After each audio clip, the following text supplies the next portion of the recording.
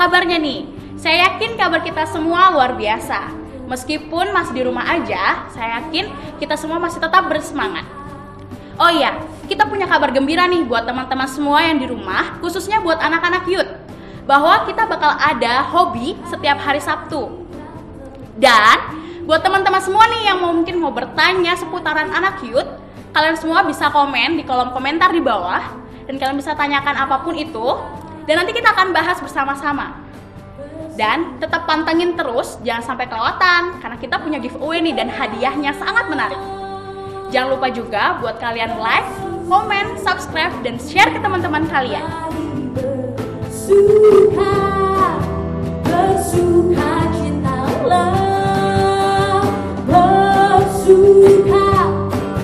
Bersuka dalam Tuhan, sekarang bersuka. Bersukacitalah,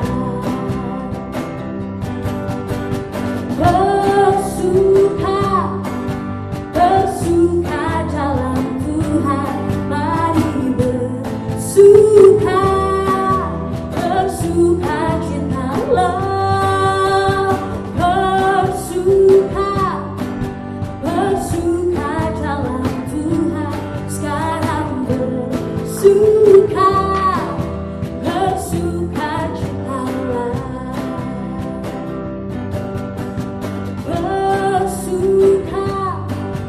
Bersuka dalam Tuhan, mari bersuka, bersukacitalah, bersuka dalam Tuhan, sekarang bersuka, bersukacitalah, sekarang bersuka, bersukacitalah, sekarang bersuka,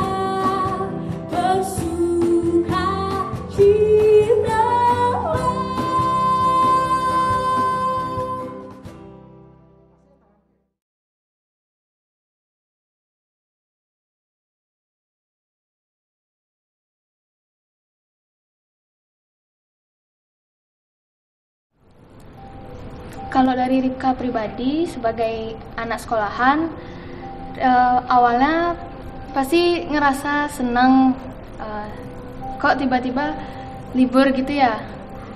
Terus liburnya panjang lagi lama. Terus lama-kelamaan Ripka juga mikir, tapi jenuh juga di rumah.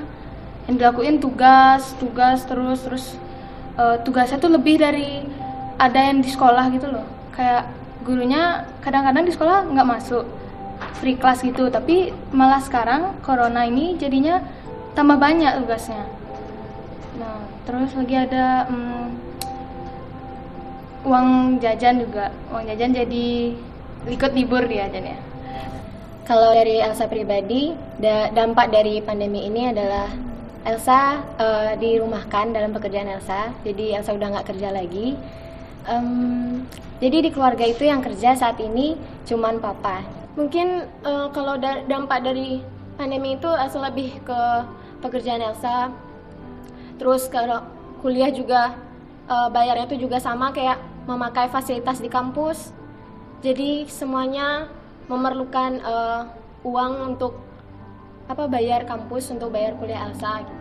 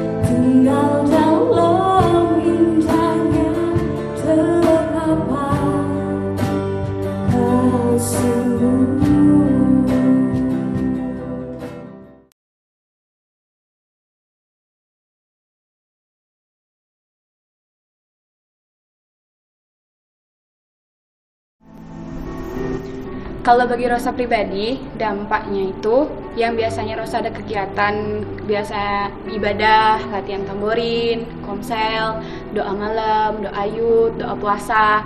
Nah, semenjak ada corona ini, otomatis semua itu nggak bisa berjalan lagi. Yang biasanya Rosa bisa ketemu sama teman-teman yud, teman-teman seumuran, sekarang udah nggak bisa lagi. Yang biasanya bisa usil, bisa ketawa, bisa seru-seruan, bisa ngingetin, minggu depan datang ya ke ibadah yud gitu. Sekarang udah nggak bisa. Ya itu sih yang benar-benar Rosa rinduin. Semenjak ada corona itu Rosa udah nggak bisa lagi kayak gitu, nggak bisa ngingetin teman, nggak bisa bercanda. Ya itu aja sih. Kalau dari Putri pribadi, yang Putri rasain selama masa pandemi corona ini, kalau untuk berdoa, baca firman, oke lah Putri memang masih lakuin itu semua. Tapi yang Putri rasain semakin kesini adalah Putri ngerasa Putri lakuin itu semua hanya sebagai rutinitas biasa Putri. Putri nggak ngerasain feel yang biasa Putri rasain dulu. Kayak Putri ngerasa bukannya semakin meningkat kerohanian Putri, tapi Putri ngerasa kayak oke lah Putri emang masih berkomunikasi sama Tuhan, tapi itu tuh hanya palsu gitu loh, bisa dibilang seperti itu, hanya sebagai rutinitas biasa. Putri nggak bisa ngerasain hal-hal yang biasanya Putri rasain seperti dulu kayak gitu. Dan juga semakin kesini Putri lebih sering ngeluh sama Tuhan. Putri sering bersungut-sungut sama Tuhan. Putri selalu bilang sama Tuhan, kenapa sih Tuhan izinin ini semua terjadi? Kenapa sih Tuhan harus kasih peristiwa kayak gini? Apa sih maksudmu Tuhan? Putri selalu selalu nyalahin Tuhan gitu loh. Padahal Tuhan pasti punya rencana yang indah di balik ini semua. Tapi Putri justru bukannya bersyukur, Putri malah terus mengeluh sama Tuhan. Itu sih yang Putri alami selama ini, selama masa pandemi corona ini.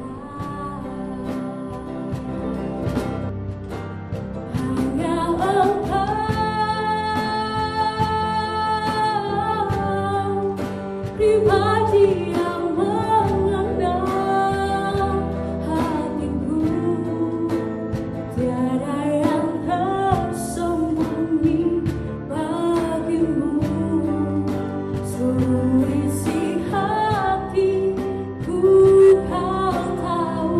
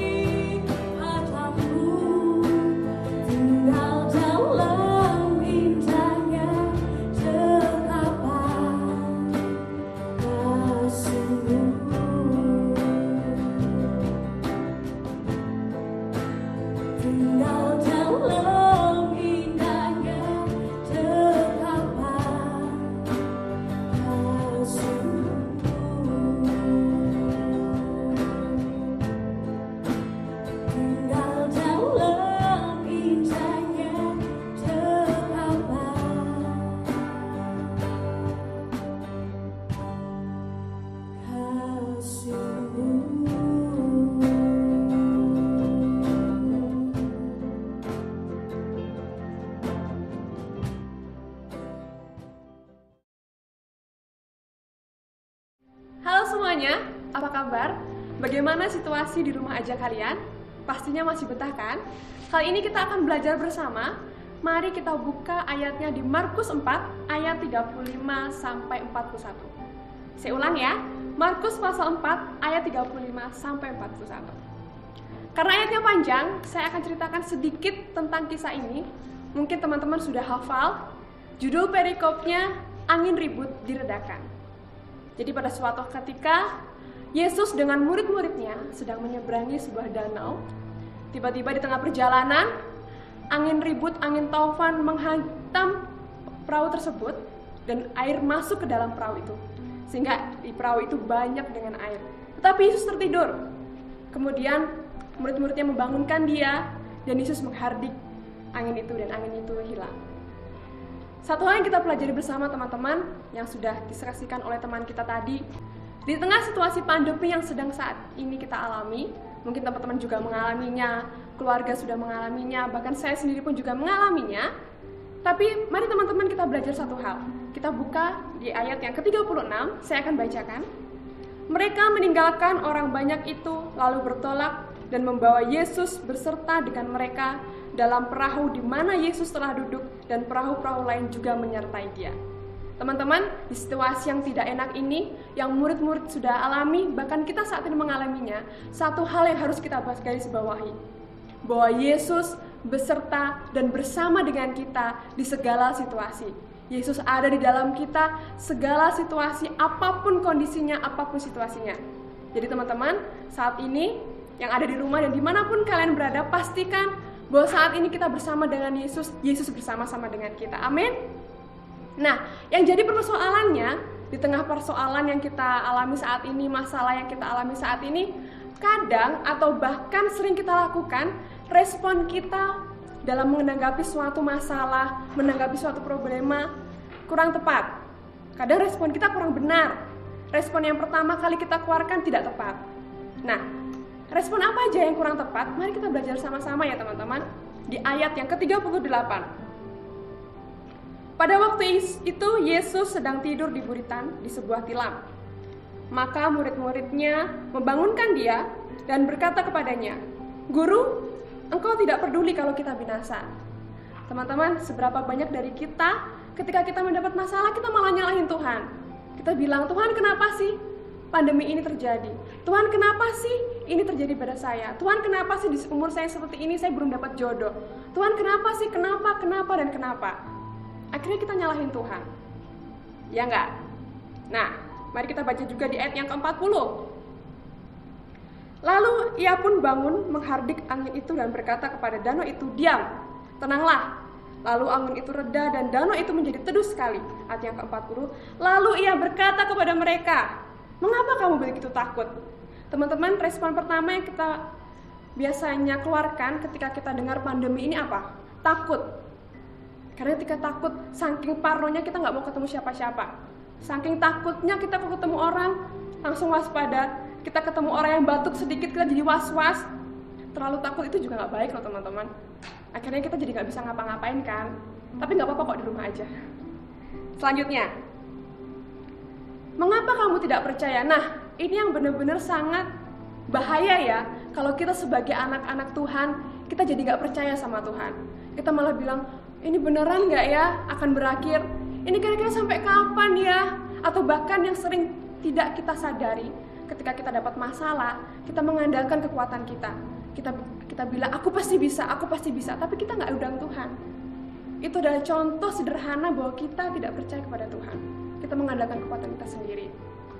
Nah, akibatnya, tahu nggak sih teman-teman, ketika kita mengeluarkan reaksi atau respon yang kurang benar, ada akibatnya loh. Yuk kita buka di ayat yang ke-41. Mereka menjadi sangat takut dan berkata seorang kepada yang lain, "Siapakah gerangan orang ini?" Sehingga angin dan danau pun taat kepadanya. Teman-teman, ini yang ngomong ini muridnya. Murid yang selalu bersama-sama dengan dia 24 jam full. Mereka masih bertanya, siapa gerangan orang ini? Inilah teman-teman, jika kita sebagai anak-anak Tuhan mempunyai respon yang kurang baik terhadap suatu masalah, kita jadi tidak mengenal Tuhan. Kita jadi membatasi kuasa Tuhan itu bekerja dalam diri kita. Akibatnya sangat fatal ya. Apalagi kita yang mungkin teman-teman Kristen dari kecil atau mungkin yang baru kenal Tuhan. Mengenal Tuhan, seberapa jauh teman-teman mengenal Tuhan?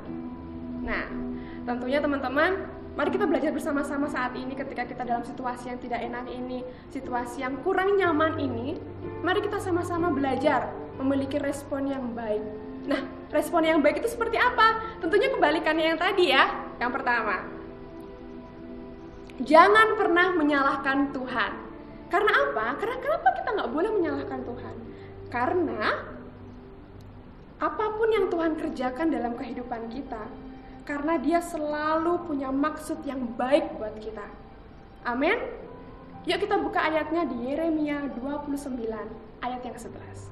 Saya bacakan ya.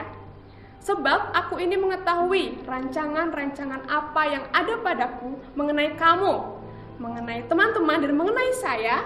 Demikianlah firman Tuhan, yaitu rancangan damai sejahtera dan bukan rancangan kecelakaan, untuk memberikan kepadamu hari depan yang penuh harapan. Yes, sungguh luar biasa ya teman-teman. Kita harus percaya bahwa apapun yang terjadi sekeliling kita, Tuhan boleh izinkan pandemi ini ada di negara kita. Karena apa? Karena Tuhan sedang merancangkan rancangan yang baik, rancangan yang penuh damai sejahtera, bukan rancangan kecelakaan. Mungkin awalnya memang gak enak, tapi mari kita belajar sama-sama teman-teman untuk enggak menyalahkan Tuhan bahwa kenapa semua ini harus terjadi. Karena kita harus tahu bahwa apa yang kita lakukan ini, apa yang terjadi ini semua dalam kontrolnya Tuhan. Amin. Nah, yang kedua, respon apa yang harus kita lakukan? Yaitu jangan pernah takut menghadapi masalah. Kita sebagai anak muda, sebagai yang punya darah pemberani, kita sebagai generasi penerobos, kita nggak boleh takut. Ada firman Tuhan mengatakan bahwa ketika Yesus ada dalam pihak kita, Allah ada dalam pihak kita, siapakah lawan kita? Tidak ada. Jadi apa yang harus kita takutin? Gak ada yang perlu kita takutin. Karena Tuhan bersama dengan kita, Tuhan ada di dalam kita, jadi kita gak perlu takut. Kita punya masa depan, mari kita raih masa depan kita. Meskipun hingga saat ini masih abu-abu kelihatannya, tapi percayalah teman-teman, bahwa ketika Tuhan bersama dengan kita, kita tidak perlu takut. Mari kita melangkah bersama-sama. Dan yang terakhir, jangan pernah meragukan kuasa Tuhan. Kenapa sih kita nggak boleh meragukan kuasa Tuhan? Seperti yang saya katakan tadi, bahwa apapun yang terjadi ini teman-teman, mari kita undang kuasa Tuhan. Kuasa Tuhan itu ada pada kita, bersama dengan kita. Tuhan mau pakai setiap kita anak mudanya untuk melangkah maju, menerobos setiap masalah yang kita alami. Apa sih masalah kita yang hari-hari ini? Mungkin pekerjaan kita, penghasilan kita berkurang karena adanya pandemi ini. Kita di rumah sudah mulai bosan aja. Tapi tetap nantikan kuasa Tuhan. Jangan pernah diragukan. Jangan pernah berpikir bahwa, jangan pernah khawatir ini akan berakhir atau tidak, tapi terus nantikan Tuhan bahwa semuanya ini dalam kontrolnya Tuhan, dalam naungannya Tuhan, semua dalam rancangannya Tuhan. Amin. Terakhir saya mau katakan teman-teman, bahwa saat ini kita harus belajar, apapun masalahnya, apapun kondisinya, kita harus belajar bahwa setiap hal yang kita alami, Yesus bersama dengan kita. Segala situasi, sedih, senang, di saat yang tidak nyaman pun hingga saat ini, Yesus ada bersama-sama dengan kita, bersama saya, dan bersama dengan teman-teman sekalian. Amin. Karena apa teman-teman? Yang perlu kita kesimpulkan sama-sama ya, karena responmu terhadap suatu masalah akan menentukan seberapa erat hubunganmu dengan Tuhan. Tuhan Yesus memberkati.